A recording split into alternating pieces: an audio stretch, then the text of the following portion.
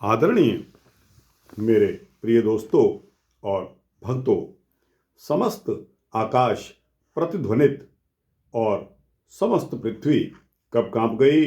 आइए इस वृतांत पर एक नज़र डालते हैं। दोस्तों, यह वृतांत उस समय का है जब शिव धनुष को कोई भी नहीं तोड़ सका।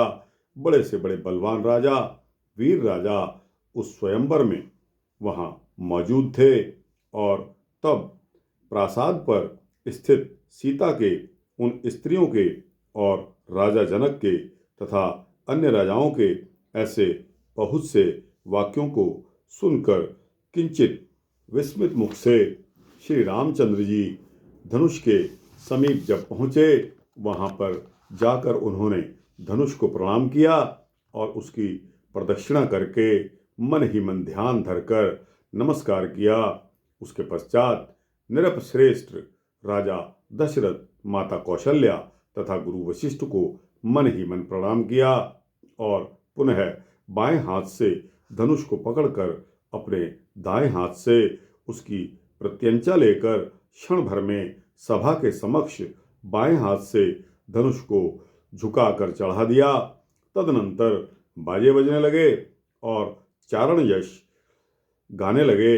इतने में श्री रामचंद्र के बाएं हाथ से के बल से उस उत्तम पुरातन शिव धनुष के मध्य से 3 टुकड़े हो गए।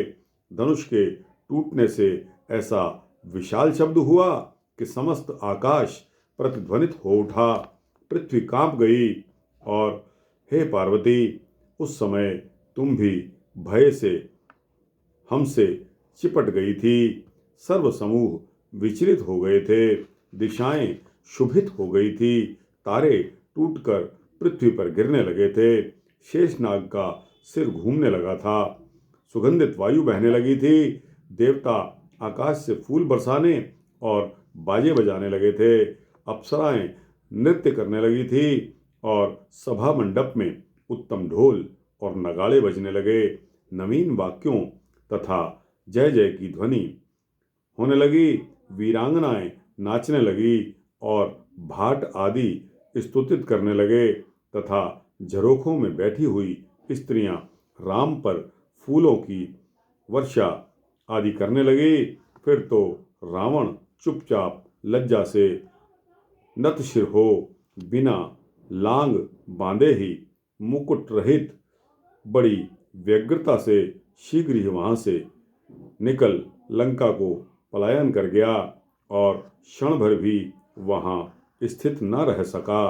राम ने धनुष को तो तोड़ डाला, यह देखकर सभी स्त्रियां प्रसन्नता से जय जयकार करने और तालियां पीटने लगी। मारे आनंद के सीता का शरीर रोमांचित हो गया।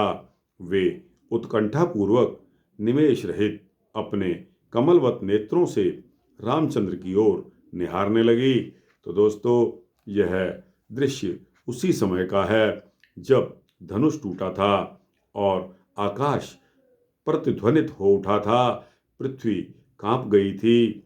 पार्वती जी ने शिव जी को घुटकर पकड़ लिया था और दोस्तों, चारों दिशाएं शुभित हो गई थी, तारे टूटकर पृथ्वी पर गिरने लगे थे, शेषनाग का सिर भी घूमने लगा, सुगंधित वायु बहने लगी और दोस्तों, आकाश से देवता फूल बरसाने लगे। दोस्तों, यह कितना शुभ मौका था जब मेरे प्रभु राम ने उस धनुष का पर प्रत्यंचा चढ़ाई।